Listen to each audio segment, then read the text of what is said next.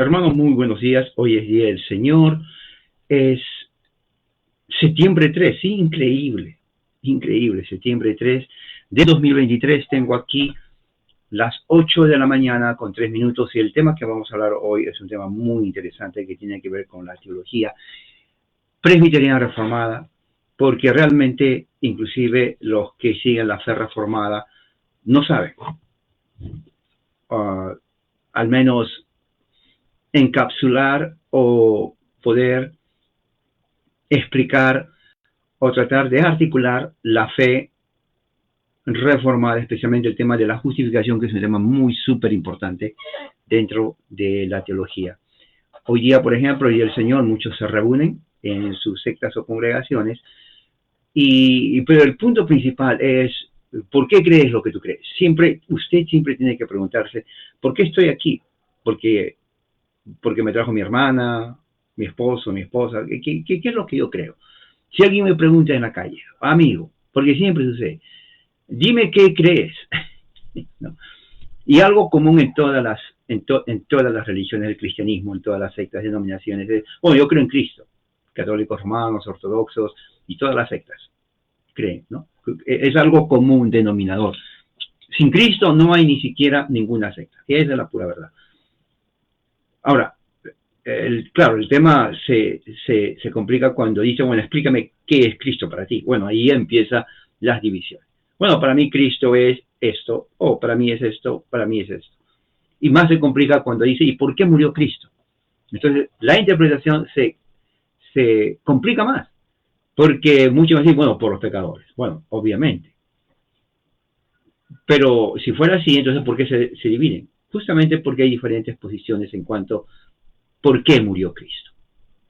¿Me entiendes? Entonces, los reformadores presbiterianos tenían en mente algo específico, que eso ha pasado de generación en generación y que distingue a los cristianos reformados presbiterianos de otras escuelas de teología, ya sean, digamos, bautistas o luteranos, o anglicanos, católicos, ortodoxos y las demás sectas que hay habidas y por haber.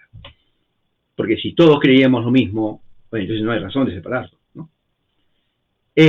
Dentro de la teología presbiteriana reformada, su entendimiento en cuanto a qué es la justificación por la fe viene de la Confesión de Fe de Westminster. Y aquí lo tengo, este es en inglés. Entonces, la Confesión de Fe de Westminster prácticamente nos enseña qué es lo que los presbiterianos creemos. ¿Okay? Específicamente, la justificación, que a pesar de varias revisiones no ha cambiado, sigue igual, lo cual significa que es aceptado por todos. Ahora, los que no son presbiterianos reformados tienen otra forma, tal vez cercana, similar o diferente a cómo se entiende. Presbiterianismo que parte de 1560 en Escocia y que la Confesión de Westminster se hace en los 1640 en adelante en Londres, con cantidad de teólogos, la mayoría puritanos, presbiterianos, algunos independientes. Entonces ellos elaboran todos los principios de fe del presbiterianismo. En otras palabras, si usted nunca escuchó el presbiterianismo, hay mucha gente que no sabe qué es presbiterianismo. Y en serio, yo fui uno de ellos. Antes yo no sabía qué es eso. ¿No? Inclusive aquí en Estados Unidos, donde parten todas las denominaciones y sectas, mucha gente no sabe qué es presbiterianismo. En otras palabras, nace y muere sin saber qué es eso. ¿No? Y los que saben, no saben tampoco qué es eso. Pero presbiterianismo es una denominación en donde uno nunca termina de aprender las cosas. Eso es cierto, eso tienen que entenderlo. Siempre doy como el martillo. Presbiterianismo no es otra religión más. Para entender presbiterianismo se tiene que estudiar. Eso es la pura verdad. ¿Okay? A diferencia, digamos, de otras sectas o denominaciones donde saltan mucha emoción, gritos y todo por demás. Bueno, los presbiterianismos no saltamos. Presbiterianos no saltamos ni gritamos en las congregaciones. sino más bien estudiamos la Escritura.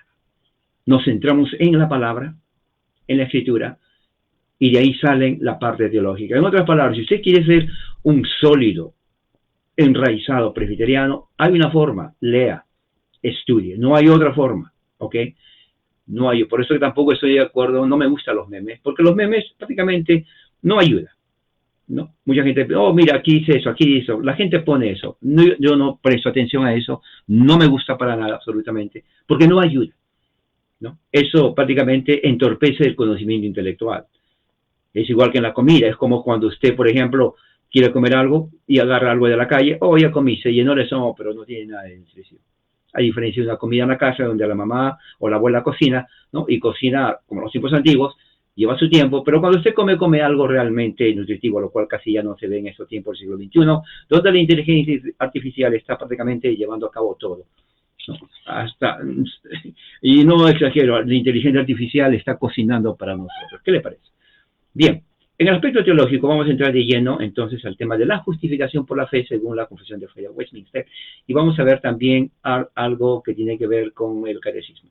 Antes de eso, entonces vamos a hacer una oración. Vamos a orar, sígame conmigo. Padre, en esta mañana, gracias en el nombre de Jesús. Tu amor es grande, Padre, y ayúdanos a entender lo que es la teología de la justificación por la fe. ¿Por qué viniste? Como entendemos y como los padres presbiterianos nos enseñaron. En el nombre de Jesús. Amén. Muy bien, entonces, atentos, porque eso tiene que ver con su creencia, ¿no? Por ejemplo, en el catolicismo romano, el católico es católico o uno es católico porque obviamente está de acuerdo con lo que enseña, ¿no? Entonces, cada religión tiene sus principios de fe. Dentro del presbiterianismo, la pregunta es: ¿por qué usted es presbiteriano? Usted no va a decir, bueno, yo no sé por qué soy. O sea, va a quedar mal, usted en ridículo. Presbiterianismo tiene cantidad. Tengo muchos libros atrás y otro lugar que no está aquí enfocado, donde habla de pura religión, teología reformada presbiteriana. Mucho que leer. El luteranismo tiene cantidad de libros también. O sea, si usted quiere ser un buen reformado, le doy el secreto a que nadie escuche. Para usted nomás. Lea y estudie. No hay otra forma. Y eso se lo digo. No hay otra forma. ¿Ok? No hay otra forma. Tiene que separar por lo menos, cuando es por lo menos, es no menos de eso, 1 hora. Y eso es cierto. Si separa 2, 3, 4 horas, mucho mejor. ¿Me entiende? ¿No le ha pasado a usted algo que a veces yo iba al mercado con mi mamá y ella decía, ¿quieres un jugo? Sí. Y me daba un jugo. Pero el jugo era pequeñito. Y después que me lo tomaba, decía, ok, vamos. Digo, mamá, quiero más. Porque a uno le gusta, ¿no? A uno le gusta. Bueno, en teología es lo mismo. Historia, por ejemplo. Dentro del presbiterianismo, teología va de la mano con historia. Eso es así. Por ejemplo, ya les dije, empezando con la historia, presbiterianismo se, diríamos, instituye de una forma, diríamos, oficial en Escocia en 1560 por el Parlamento escocés en Edimburgo.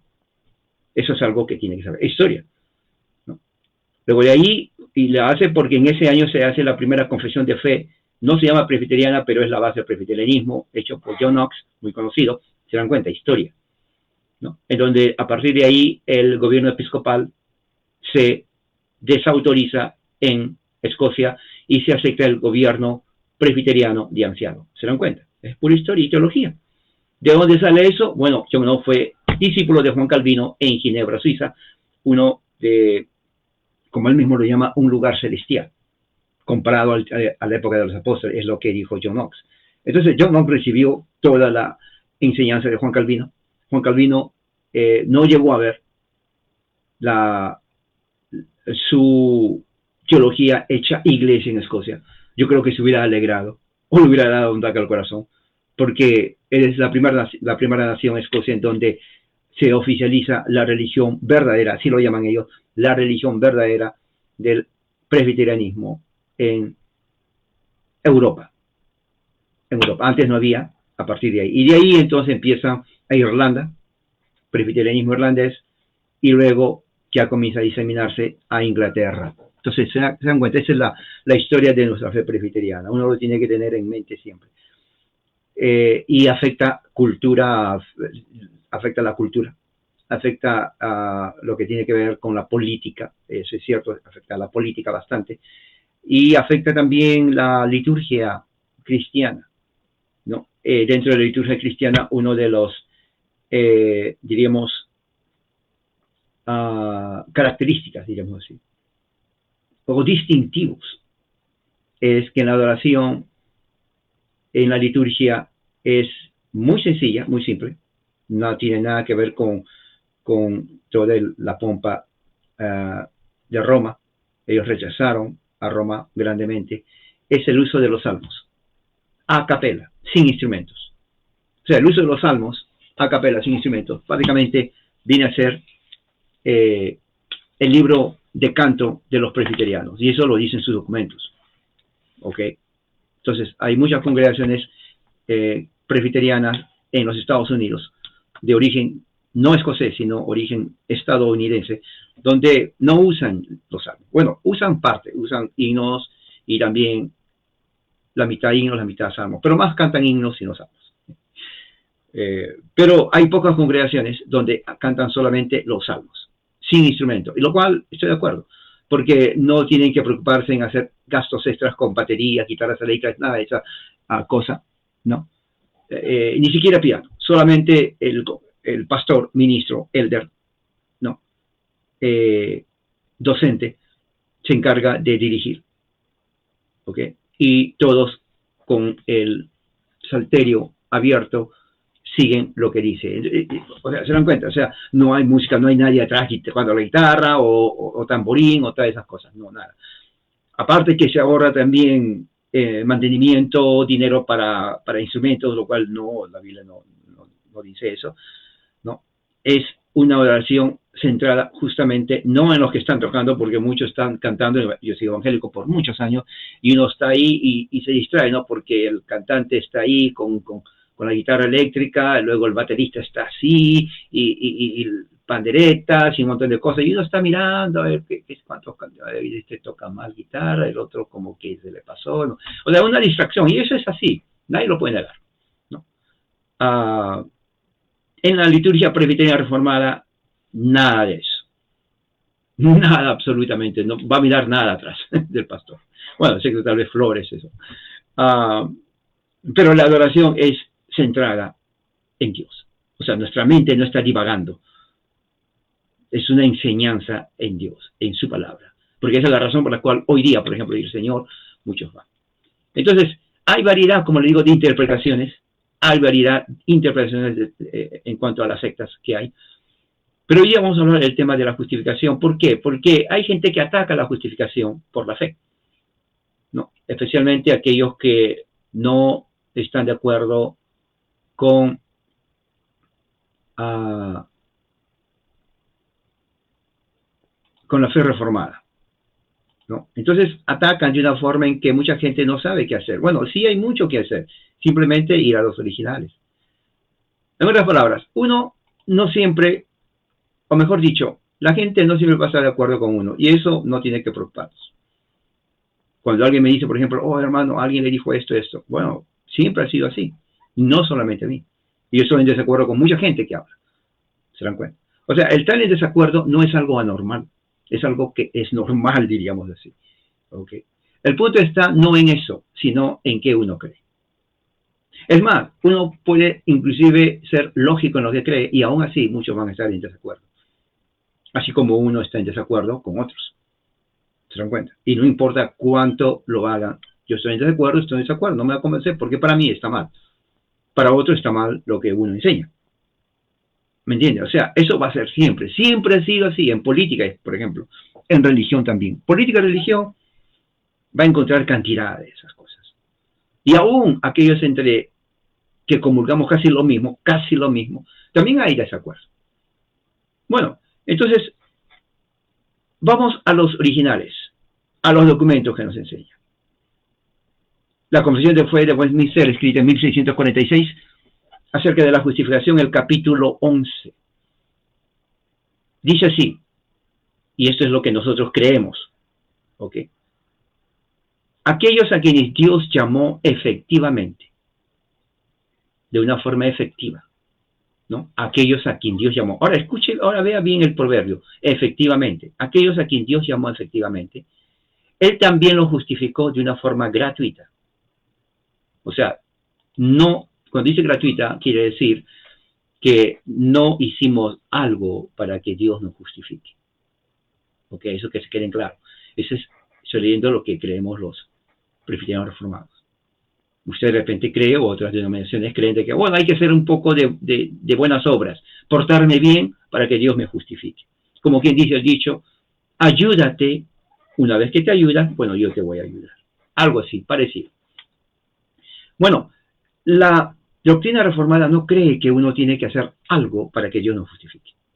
Dice, Dios nos justifica libremente, eso está en Romanos 8:30, dice, aún más, a quienes Él predestinó, también los llamó, y a quienes Él llamó, a ellos justificó. Y a los que justificó, glorificó. O sea, vemos ahí 4 verbos. Dice al grupo de personas que Dios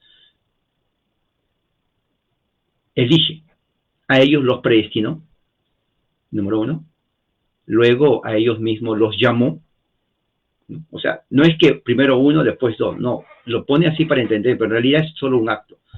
Los predestinó, los llamó y también los justificó, que es el tema que vamos a ver ahora. Y a quienes Él justificó, los glorificó. Quiere decir la escatología final. Esa es nuestra teología. ¿Dónde está eso? Romanos 8:30. Tiene que leerlo. Ok, no estoy hipnotizando, solamente estoy mostrándoles. Siempre tiene que tener, hermanos, estudio. La Biblia es para estudiarla, no para leerla. Ok, entonces, Romanos 8:30 es lo que dice eso. Dios justifica libremente a quienes Él llama efectivamente.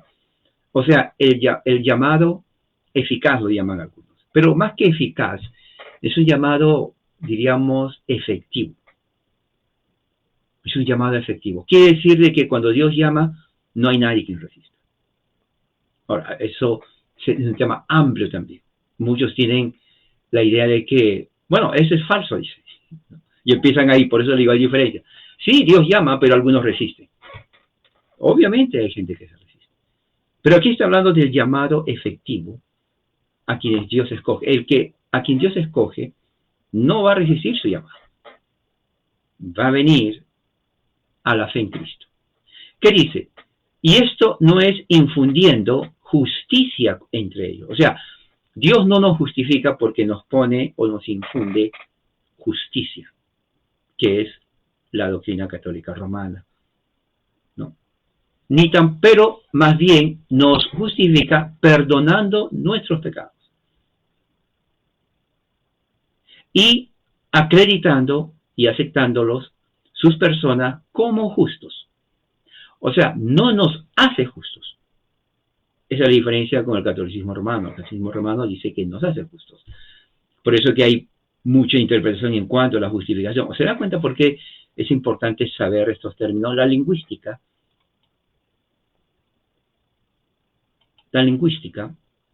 viene a ser prácticamente el estudio de las palabras. Cada palabra tiene un significado.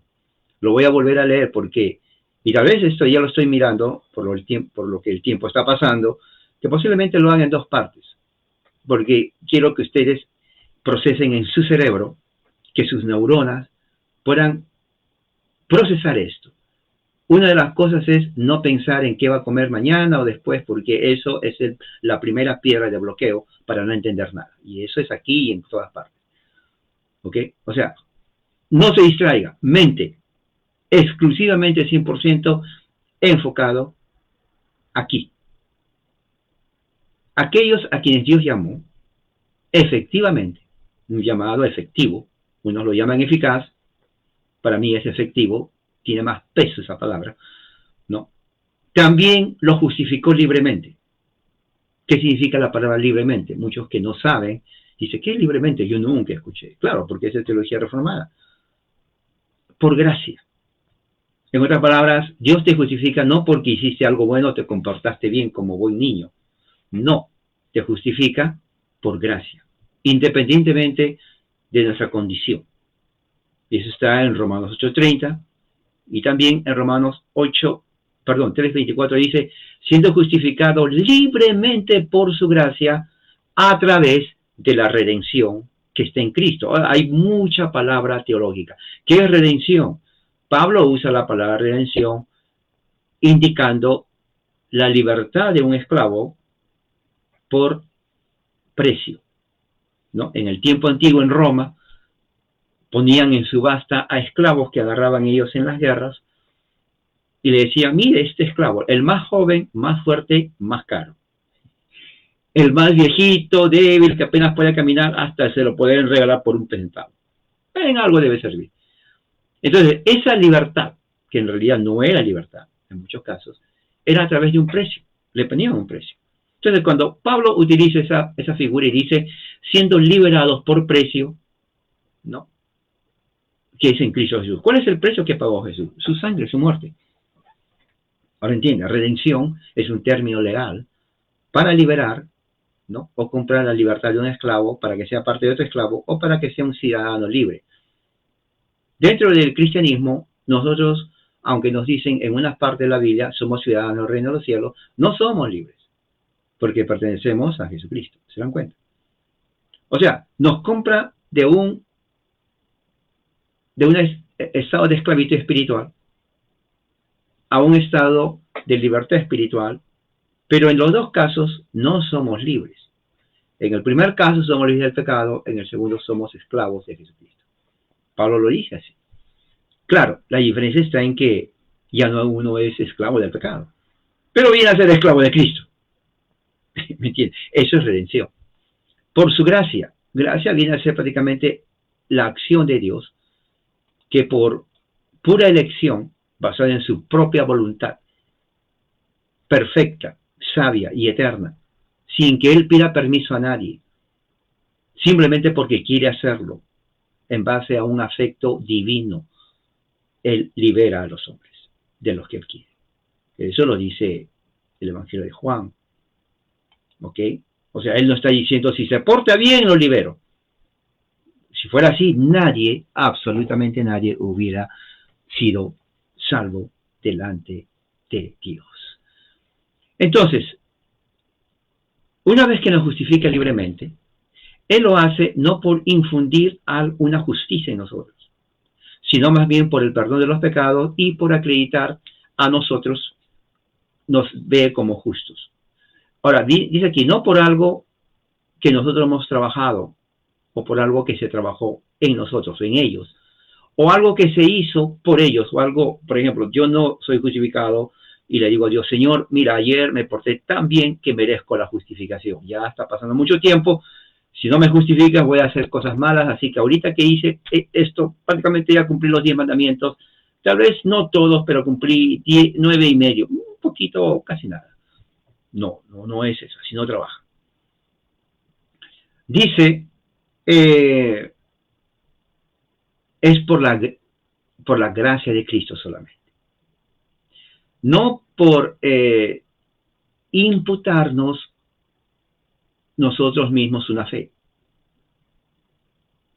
o el acto de creer, o cualquier obediencia evangélica, como justicia a nosotros, sino por imputar, escuchen bien esto, la obediencia y la satisfacción de Cristo. Y aquí viene la doctrina de la obediencia pasiva y la obediencia activa de Cristo. Entonces, ¿cómo somos justificados? Voy a volver a repetir porque quiero que al final de esto, ya veo que voy a hacerlo en 3 partes, no 2. Porque la idea es que de aquí usted, cuando le pregunte, ¿y qué enseñó hoy? Usted no diga, ay, pero ya me olvidé. Por favor, no diga eso, porque me va a hacer quedar mal, me va a hacer como que si yo nunca enseñé nada y estoy enseñando. Preste atención, escriba, voy a hacerlo despacio. Si a usted le gusta tomar notas, por ejemplo, aquí tengo un cuaderno. Si usted quiere o le gusta tomar notas, voy a hacerlo despacio. Aquí, veamos. Aquellos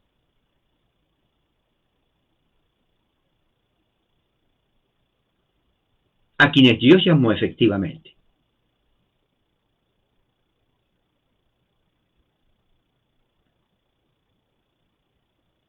Él también lo justificó de forma gratuita.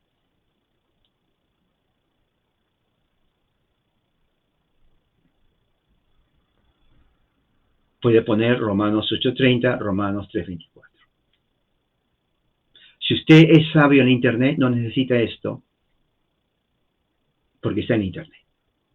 Capítulo 12 de la Confesión de Westminster. No se confunda con el Catecismo, es Confesión de Westminster. No por infundiendo justicia en nosotros,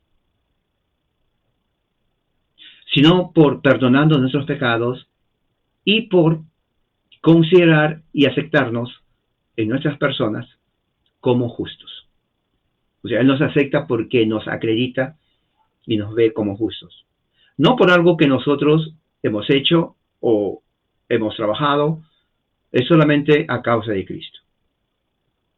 No por imputarnos fe en nosotros mismos o un acto de creer o cualquier otra obediencia evangélica a nosotros, como la justicia, sino más bien por imputarnos la obediencia y la satisfacción de Cristo en nosotros. Y aquí hay muchos pasajes.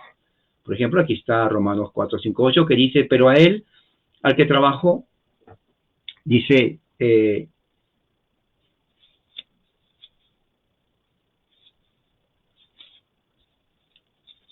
está en Romanos 4, aquí está. Dice así, Romanos 4. Ahora bien, al que trabaja el salario no le cuenta como favor, sino como deuda. Más al que no trabaja, pero cree en aquel que justifica el impío, la fe se le cuenta como justicia. ¿Se dan cuenta? La fe se le cuenta como justicia. Eso es en Romanos 4, 5, 8. Okay, muy bien. Y dice, como también David habla de la bendición que viene sobre el hombre a quien Dios atribuye justicia aparte de las obras. Y Pablo menciona un salmo, dice, bienaventurados aquellos cuyas iniquidades han sido perdonadas, cuyos pecados han sido cubiertos, bienaventurado el hombre cuyo pecado del Señor no tomaría en cuenta. Okay, eso Pablo lo utiliza, ese texto, como prueba de que la salvación o la justificación no es en base a obras. Porque dice versículo 6, a quien Dios atribuye justicia aparte de las obras. Eso tiene que usted subrayarlo. Recuerde, después de este sermón o estudio, estudie otra vez. Hay otro texto. Eso está en 2 Corintios 5:19. No. 2 Corintios 5:19. Vamos a ver. Aquí está. 2 Corintios 5:19. Ok.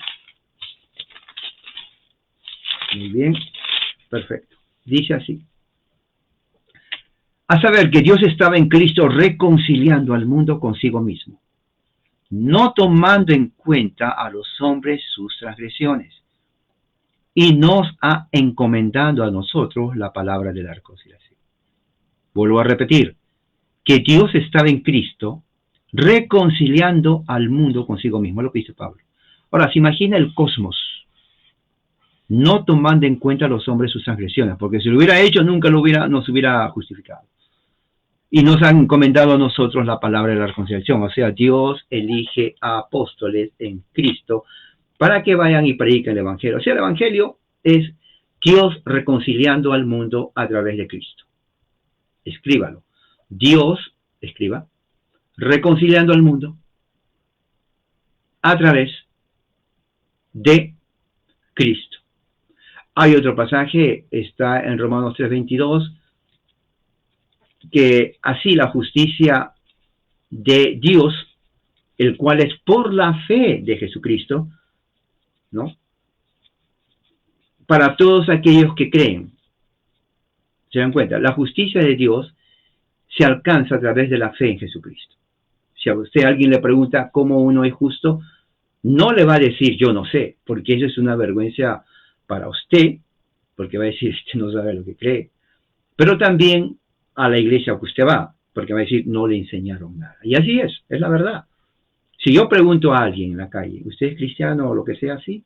¿Y qué es esto? Y me dice que no sabe, yo voy a deducir, o este nunca fue a la iglesia, y si fue se durmió, o no le enseñaron. Entonces usted no puede quedarse así. Usted tiene que decir, un momento, se lo digo en menos de un minuto porque yo esto lo he estudiado hace 20 años, ya lo sé. A ver, dígame, bueno, esto es, y usted le dice así de fácil. Facilito. Pero si no se estudia, no va a saber qué contestar. ¿Entiende lo que estoy hablando? Tiene que sentarse a estudiar. Siempre digo lo mismo, porque no hay otra forma.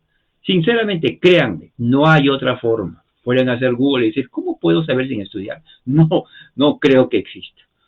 Bien, siendo justificados, Romanos 3, 24, 25, gratuitamente por su gracia.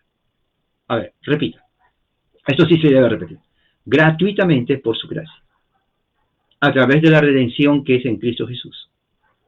A quien Dios ha puesto para que sea la propiciación a través de la fe en su sangre. Eso es término pactual. ¿Ok? Término pactual. Propiciación. Eso hacían los judíos antiguamente, en el antiguo pacto. Vamos a propiciar. Quiere decir aplacar la ira de Dios a través de la muerte, el sacrificio de una ovejita. Pues se traía su cordero, su carnero, su oveja, menos de 3 años, sin defecto, gordito, tiene que estar, pero bien, bien gordito. Se lo presenta al sacerdote y él sacrifica. Eso se llama propiciación, sacrificio, ¿para qué? ¿Qué? Para que el pecado, no, según la sangre de machos cabríos, simbolice que ya no caiga sobre usted, ¿no? Por eso dice, para la remisión de pecados, una vez que sucede eso, Dios nos perdona nuestras malas acciones y pecados, ¿no? Que hemos cometido en el pasado, a través, ¿no? De pasar por alto el pasado, ¿no? De Dios. ¿Por qué? Porque ya hubo un sacrificio. En nuestro caso, usted no tiene que buscar un cordero. Es difícil que usted tenga un cordero a menos que viva en un campo o aquí en Oklahoma, en Estados Unidos, Texas, inclusive aquí en California. Tengo unos vecinos de aquí que tienen cabritos, chivitos, pero no creo que lo van a sacrificar para propiciación, y aunque lo hagan no tiene valor. Porque ya hay uno que lo hizo, que es Jesucristo, ¿no? Eso es así. Tito 3.7 dice, siendo justificado, ¿no? Siendo justificado, está aquí. Vamos a ver, ¿dónde está esto? Ya perdí.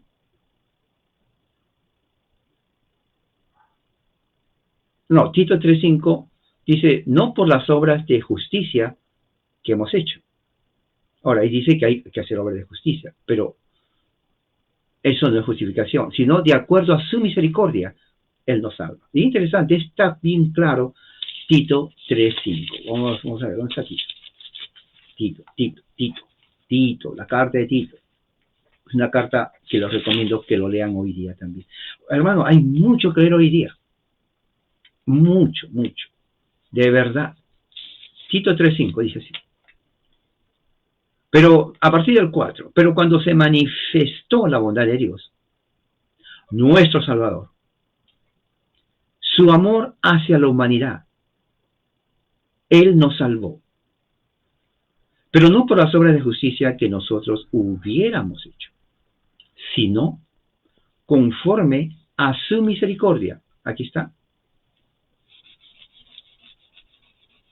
Por medio del lavamiento, lavar, de la regeneración espiritual, o sea, nacer de nuevo, y la renovación por el Espíritu Santo.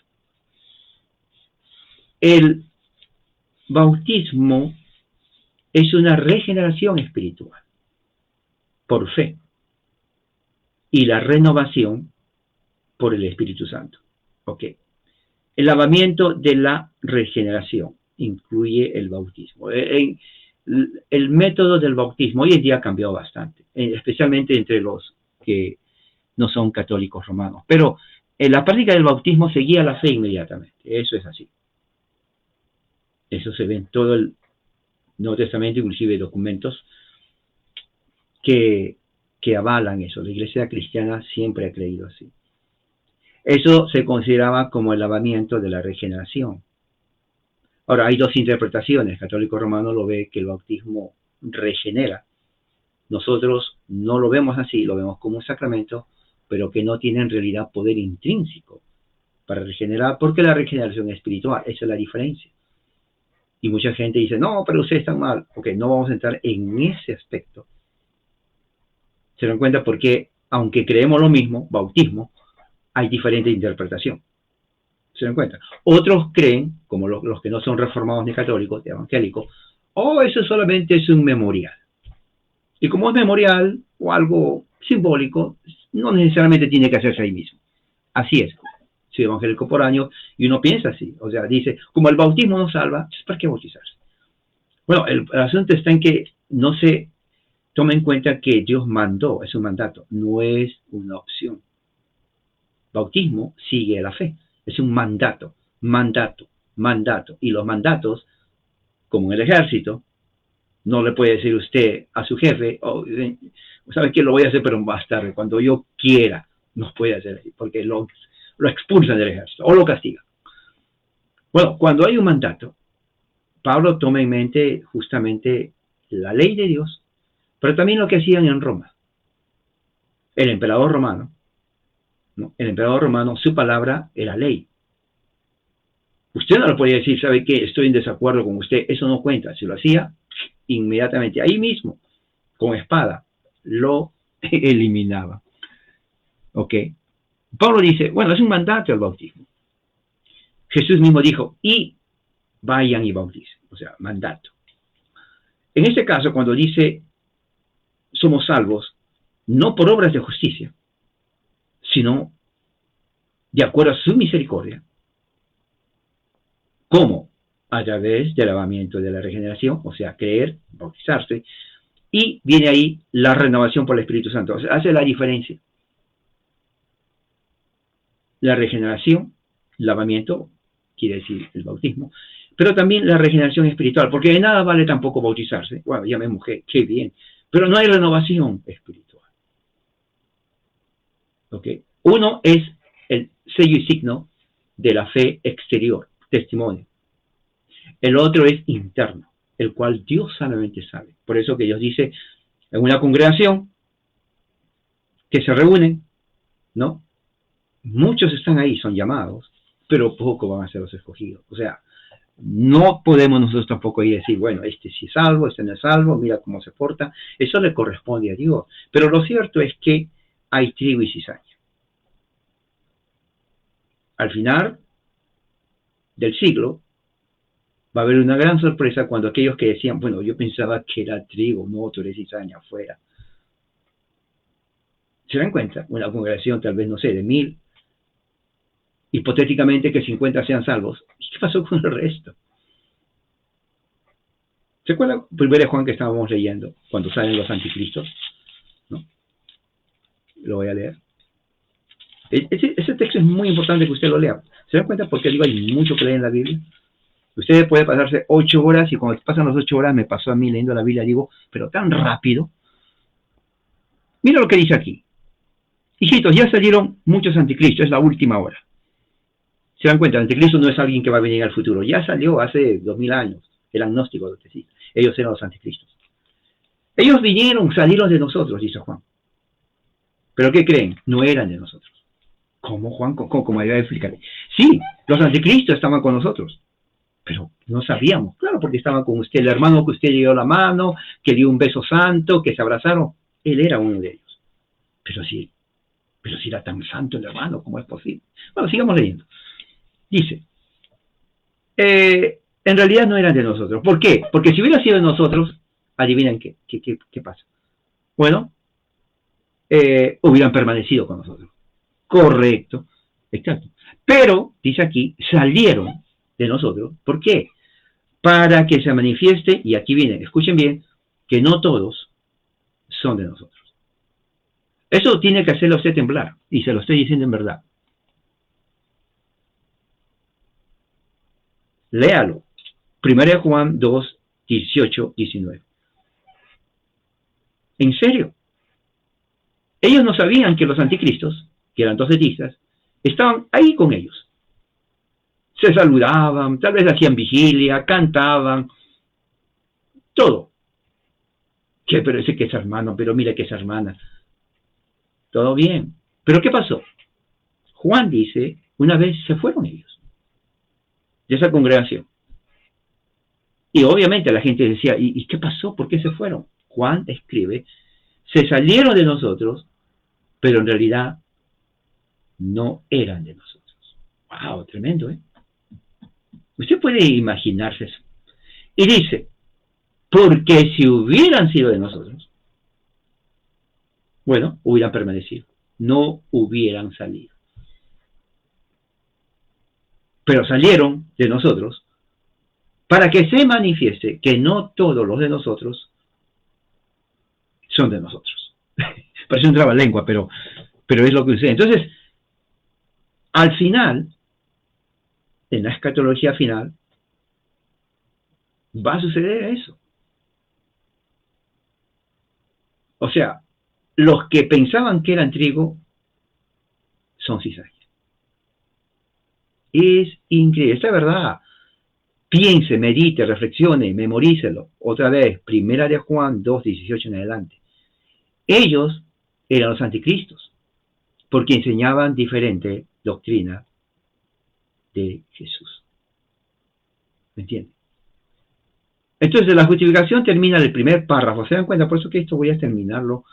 Va a haber otra segunda parte, ¿ok? Porque es mucho. Porque su cerebro está ahorita embotado tal vez. Dice, es mucho para mí, pero tiene que acostumbrar su cerebro a ejercitarse, a correr. Así como uno tiene que hacer ejercicios físicos para que los músculos, la sangre, ¿no? Los tendones se fortalezcan. Así nuestras neuronas tienen que fortalecerse haciéndole trabajar. Ustedes tienen que hacer trabajar a las neuronas. Créame, tiene que hacerle trabajar a las neuronas hoy día. Ellos recibieron, dice aquí, y descansaron en él, en su justicia por fe.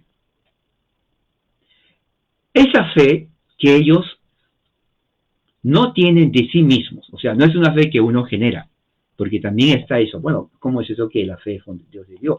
Yo creo porque yo quiero creer, ¿no? El pelagianismo. Yo decido creer. Eso van a escuchar muchos que están en contra de la teología reformada. Yo decido creer. Yo quiero creer cuando me da la gana. Ahora no, porque pues tengo que ir a hacer esto. Pero el próximo mes empiezo limpio. O sea, este mes voy a darme todas las indulgencias que quiero, pero empezando el primer día del mes que me vas a ver en la iglesia. Voy a estar pero súper santo. ¿No? En su mente. Yo decido.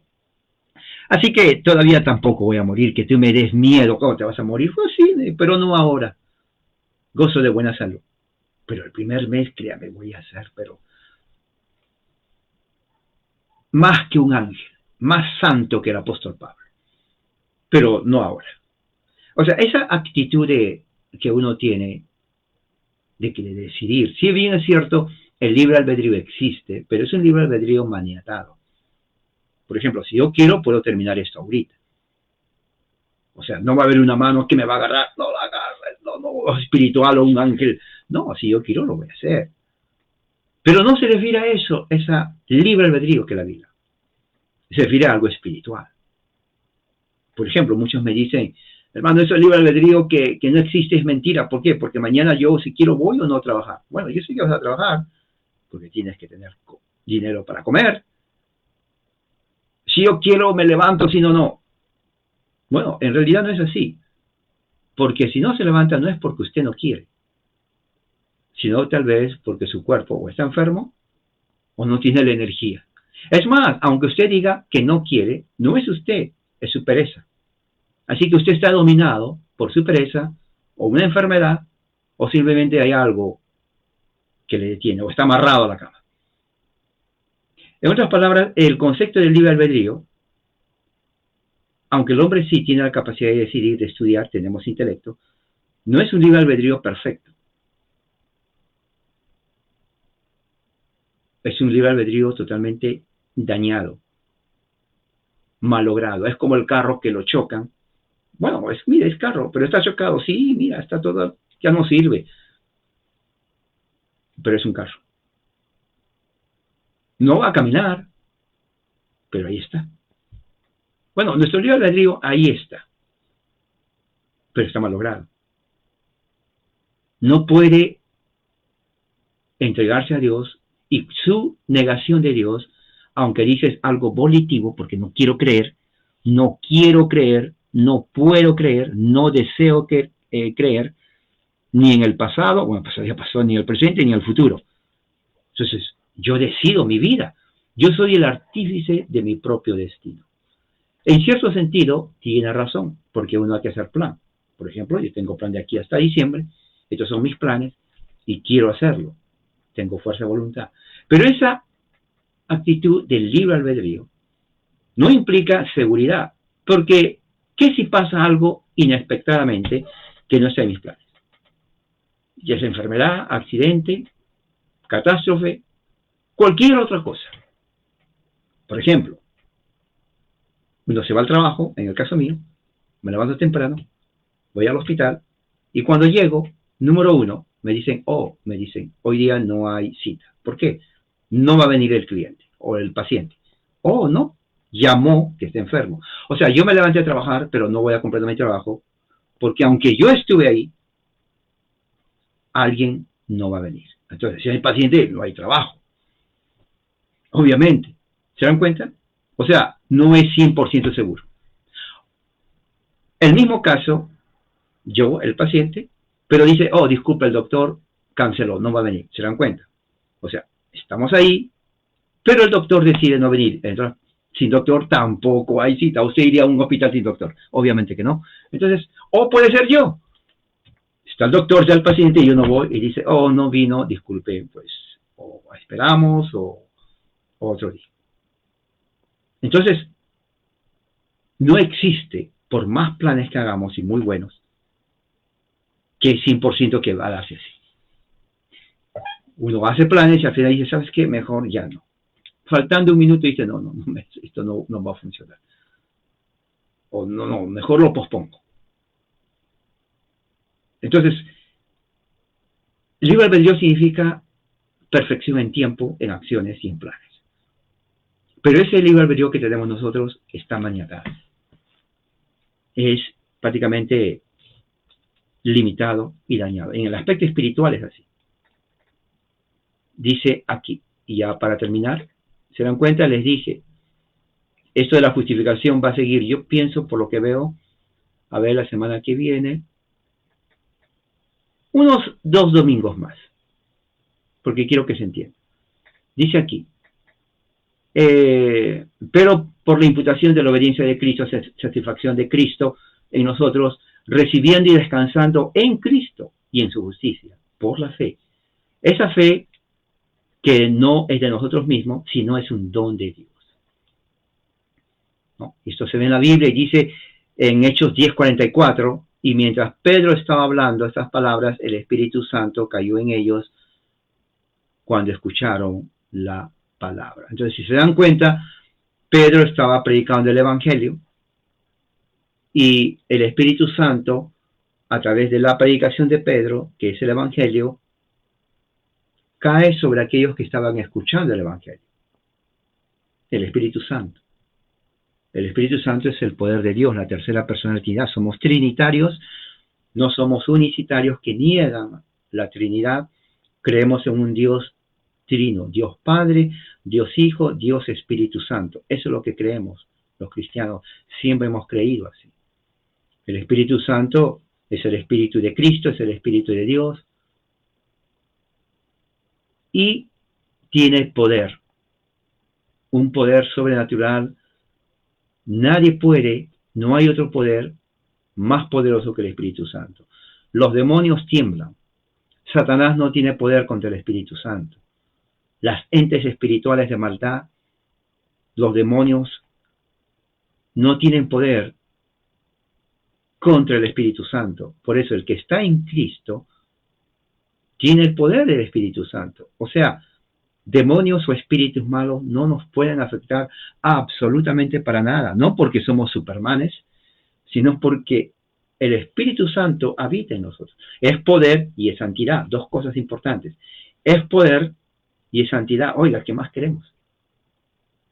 Espiritualmente. Ningún poder de las tinieblas puede con el Hijo de Dios, ni brujos. Los brujos son falsos, es mentira. Hay gente que tiene miedo a los brujos. Para nada.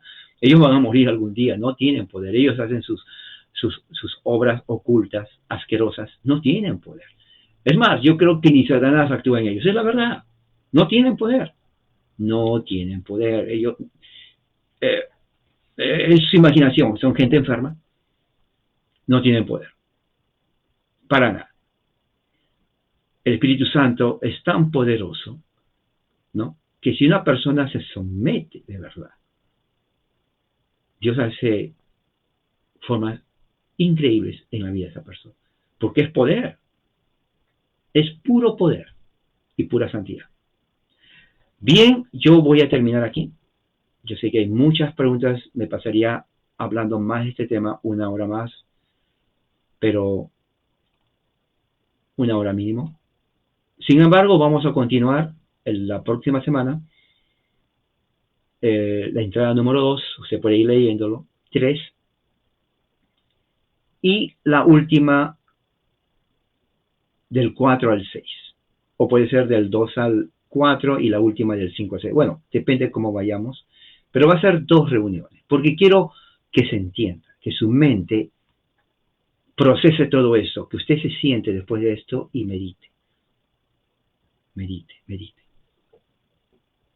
Medite. Escriba, estudie. Son verdades teológicas de la fe de uno. Que usted sepa, hoy día hemos estudiado esto. Voy a seguir leyendo. Voy a ir a los versículos, ahí están los versículos. Más tarde, además, lo voy a poner en mi página después, lo que hemos estudiado. Léalo, separe un tiempo, ¿no?, con su Biblia allí, tranquilita, tranquilito. Oh, aquí dice esto. ¿Se da cuenta?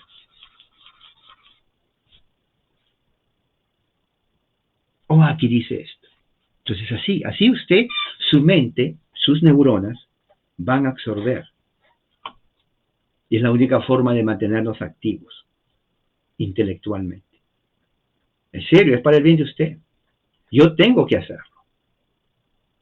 Una vez un neurólogo me dijo, si la gente entendería que las neuronas son como los músculos, mucha gente no vendría a los doctores en el aspecto mental. Le digo, ¿cómo es eso? Claro, las neuronas son circuitos eléctricos. Y los circuitos eléctricos son conductos donde pasa electricidad. Correcto. Cuando usted lee, ¿qué cosa cree que sucede? Electricidad. Si tuviéramos una cámara de rayos X, va a ver cómo sus neuronas se prenden azul, rojo, tal vez verde y comienzo, como si fuera algo computarizado. Pero eso solamente si usted hace actividad. Entonces, haga buena actividad y créame, sus neuronas se van a prender en rojo, en azul, en verde. Hermanos, vamos a orar. Padre, gracias por tu amor y tu misericordia, que tu palabra haya quedado en nuestra mente y corazón, y también en la mente y corazón de los hermanos. Si oramos, Padre Santo, en el nombre de nuestro Señor Jesucristo. Amén. Hermanos, que la gracia, la paz sean todos ustedes. Amén.